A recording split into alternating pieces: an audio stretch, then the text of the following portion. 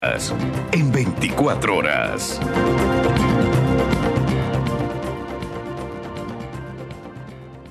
7:29 de la mañana le quiero dar la bienvenida a este espacio a Roberto Aguilar, periodista de Diario Expreso. Gracias, Roberto, por acompañarnos. Buenos días. Hola Liz, buenos días. Gracias por la invitación. Gracias por recibirme desde acá.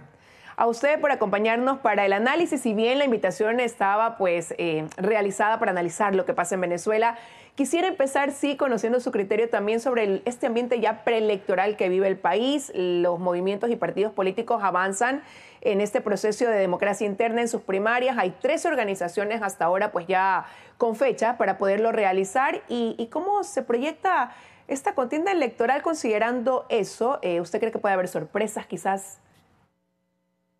Bueno, por el momento no parece haber sorpresas. Las elecciones están pintando, estas elecciones están pintando igual que las anteriores, con una profusión de candidatos que dejan a las opciones de centro un poco desguarecidas, ¿no? Estoy pensando en la candidatura de Henry Cucalón, al que todo el mundo de todas las tendencias reconoce como un excelente candidato, pero que ante esta división de tendencias no parece tener más posibilidades que las tendencias autoritarias, y por tendencias autoritarias me refiero a la conocida de toda la vida, al correísmo, y al gobierno que está, la candidatura de Daniel Noboa, que está haciendo todos los méritos por configurarse como un líder autoritario de nuevo cuño.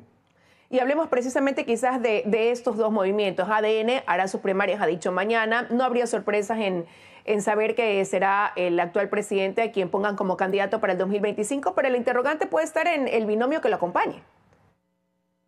Sí, bueno, se dice que está buscando un binomio entre algunas de las ministras que la han acompañado en estos meses, incluyendo Sade Fritzsche, que ha sido una ministra que ha dejado bastante que desear. Ha sido una ministra muy deficiente en su cartera de ambiente, ha sido una ministra además muy obsecuente con los negocios de la familia presidencial.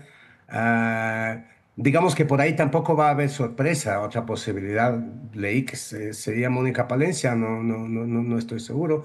Eh, pero creo que no va a haber mayor sorpresa por ahí. Obviamente lo que Noboa buscará es no repetir la mala experiencia que tuvo con la actual vicepresidenta, Verónica Abad. Entonces tendrá que buscar a alguien de su absoluta confianza, y alguien absolutamente fiel, que es lo que ocurre con los candidatos, con los líderes autoritarios que buscan que la fidelidad al líder autoritario sea la virtud máxima de sus candidatos. Igual Correa buscará un candidato a la presidencia que ante todo le sea fiel. Y antes de pasar al correísmo, para cerrar este tema del actual gobierno, si bien es cierto, ya se escuchaba con anterioridad que buscaría una figura femenina de su entera confianza, no es precisamente también por eso que se ve esta agilidad en los procesos de fiscalización. Ya la canciller salió ilesa de eso, pero Mónica Palencia va a enfrentar un juicio político y la suerte pudiera ser distinta en ese caso, donde contaría con el apoyo del correísmo de otras bancadas. Y Sade Fritzsche también seguramente irá a un proceso por la construcción que se intentaba hacer en Olón. Sí, claro, el problema con el informe sobre el tema de Olón se aprobó esta semana con recomendación de juicio político para la ministra de Ambiente. El problema de eso para la oposición es que no creo que alcancen a plantear un juicio político en lo que queda de tiempo antes de elecciones. Más bien cuando sea proclamada candidata Sade Fritzsche, si es que lo es. Debo decir que según mis fuentes en el Ministerio de Ambiente, hablan de eso con mucha insistencia, que digamos que con mucha insistencia se comenta en el Ministerio de Ambiente que la ministra ya se va para ocupar esta candidatura. Es posible que cuando el juicio político le llegue, ella ya esté eh, con esta candidatura y no pueda ser juzgada. Ahora, ya hablando del correísmo, si hoy fueran las elecciones, según las últimas encuestas, nuevamente se enfrentarían Daniel Noboa y se prevé Luisa González, porque al parecer ella va a ser la candidata del correísmo nuevamente para pugnar en esta búsqueda de llegar a Carondelet, pero con una intención de voto que se enmarca dentro de ese tope que tiene el correísmo, con la diferencia que ahora pues intentan algunos movimientos de izquierda aglutinarse, respaldar un solo candidato precisamente para producir un cambio. ¿Podrá eso Sí. realmente darse? ¿Podrá conciliar esta diferencia, por ejemplo, con AYE, Revolución Ciudadana? Ah, el, el- el problema del correísmo se dice que es su techo, ¿no? Ujú. Siempre se dice que el correísmo tiene suficientes votos para pasar siempre a la segunda vuelta, pero nunca lo suficientes para ganarla. Pero la verdad es que ese techo, esto es algo que yo digo siempre, es irrelevante porque cuando decimos que en las últimas dos elecciones, tanto Arauz como Luisa González sacaron el 48%. Cuando decimos que su techo está a 2 puntos de la mitad, en realidad es un techo irrelevante. Bastaría cualquier evento extraordinario en una campaña, que el otro candidato sea demasiado malo, un golpe de suerte, una campaña exitosamente realizada, una mala campaña del rival. O sea, son 2 puntos tan fácilmente remontables que en realidad el techo del correísmo como techo no me parece muy relevante. Yo creo que el correísmo puede ganar en cualquier momento. Y ahora estas alianzas que están buscando que tienen ese objetivo. Y me refiero específicamente a la alianza con Leonidas Sisa. Leonidas Sisa y el correísmo vienen trabajando juntos ocasionalmente, digamos, reconociendo identidades políticas desde octubre del 2019, cuando hicieron juntos este levantamiento y esta toma de Quito. No fue exclusivamente un tema de la CONAIE. Ahí hubo mucha movilización correísta. De hecho, es esa la razón por la que hay tantos líderes correístas que escaparon a México antes de que las aguas se les enturben. Eh, la votación de la CONAIE la votación que aporte Leonidas Sisa podría sumar esos 2 o 3 puntos que al correísmo le han estado faltando para ganar en segunda vuelta. Bueno, hay que ver qué pasa si a lo mejor de esta reunión que vimos días atrás de algunos movimientos de izquierda solamente prospera también este pacto de no agresión en una segunda vuelta cuando al candidato que pase, sino más bien de apoyarlo, ¿no? Yo creo, Liz, que lo único que le interesa al correísmo que prospere de esa reunión es su alianza con Leonidas Sisa y que todas las demás fuerzas eh, son insignificantes y hasta le son antipáticas. De hecho, el primero en dinamitar esa reunión fue el propio Rafael Correa en un tuit que puso antes de la reunión diciendo que no porque sean de izquierda toca juntarse con ellos, que en la izquierda hay gente dañada, también usó exactamente esas palabras, ¿no? Entonces yo creo que a él lo único que le interesa son esos puntitos que le puede aportar la candidatura, la alianza con Leonidas Sisa. Pero hablando de Venezuela y ligando también lo que pasa, ¿no? Esa postura de incluso el correísmo quizás ya de dejarse ver en una pre-campaña al no querer tomar una postura muy firme, muy develadora en la asamblea, sí. Tuvieron esto de no respaldar ese rechazo, pero cuando uno les pregunta sobre Venezuela solamente dicen, bueno, es ese país y tendrán ellos que resolver sus problemas prácticamente. Sí, es un misterio todavía, Liz, cuánto influirá la situación de Venezuela en las elecciones. Podría ser que mucho y que al correísmo le vaya mal por esa causa, ¿no es cierto? Porque a pesar de que ahora hagan esfuerzos ah, no otra cosa, no, digamos que no distanciarse, porque no se atreven a eso, pero por guardar silencio, ¿no? Hacen esfuerzos por disimular su enorme simpatía con el régimen venezolano, con esa dictadura.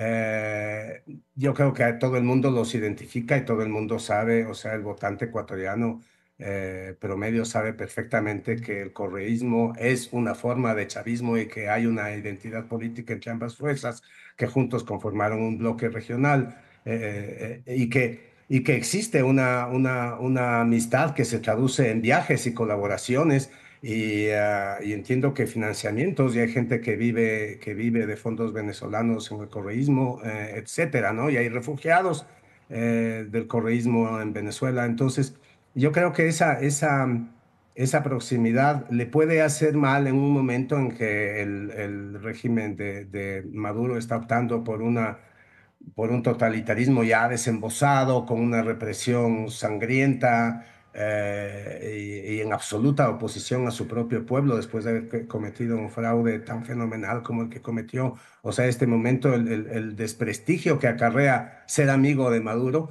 puede pesarle al correísmo y aunque traten de guardar silencio al respecto, yo creo que ya no les alcanza. ¿Y hasta qué punto entonces alejarse también de emular o imitar algunas decisiones, como esa de Nicolás Maduro de romper relaciones con WhatsApp y con la red social X, por ejemplo, alejarse de esta palestra? Liz, yo creo que si Rafael Correa rompe relaciones sociales con Twitter, se nos muere. Imagínese usted, Rafael Correa le quitan el Twitter y le da soponcio, se muere envenenado con su propia bilis y no tiene ese mecanismo para sacarla afuera. Yo creo que esa es una de las cosas excesivas, disparatadas y delirantes de una dictadura tropical que es ya de la literatura, ¿no? Es digna de una novela de dictadores latinoamericanos. Yo no sé hasta qué punto el correísmo pueda seguirles en eso, en esto de creer que la lucha contra el capitalismo tecnológico, como lo llama, se convierta en la nueva etapa de la revolución, tal como lo está planteando Nicolás Maduro. Eso es un disparate y yo creo que en el correísmo y en el mismo madurismo no se piensa de esa manera, simplemente se tragan estas ruedas de molino porque les toca, pero yo en realidad no le veo al correísmo asumiendo esa batalla. Y No le veo mientras a Rafael Correa quedándose sin Twitter. Claro, y mientras Nicolás Maduro hace esos anuncios, por otro lado, la oposición prácticamente reconociendo que un cambio pudiera darse solo si es que los militares de ese país pues deciden, al menos a nivel de mandos medios, tomar otra postura, eso por un lado, pero por otro lado también dándole confianza a países quizás como México, a Brasil, a que puedan intermediar dentro de esto que hoy vive Venezuela.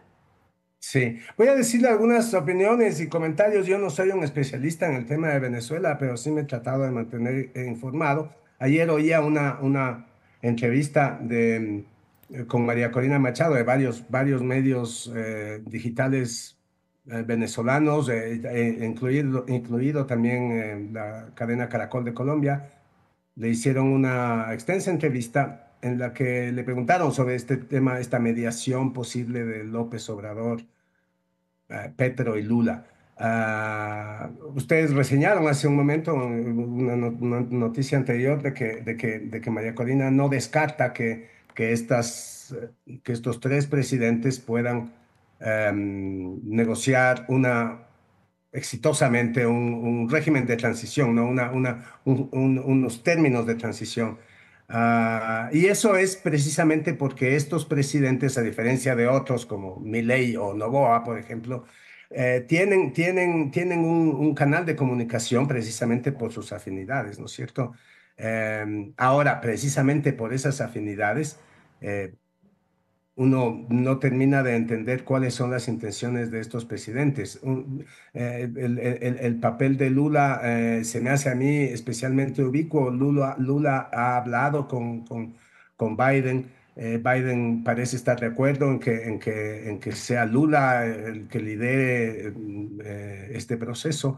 Am, También se viajó a Santiago, donde se reunió con Boris. El papel de Boris ha sido fundamental desde el minuto cero, porque Boris fue el primer presidente que reaccionó el día de las elecciones diciendo, señor Maduro, usted entenderá que no le creemos y usted debe demostrar su triunfo. Am, Sin embargo, la reunión de Boris con Lula no fue exitosa para nada. Terminaron con una declaración conjunta en la que ni siquiera mencionaron el tema de Brasil, de Venezuela, porque no llegaron a ningún acuerdo.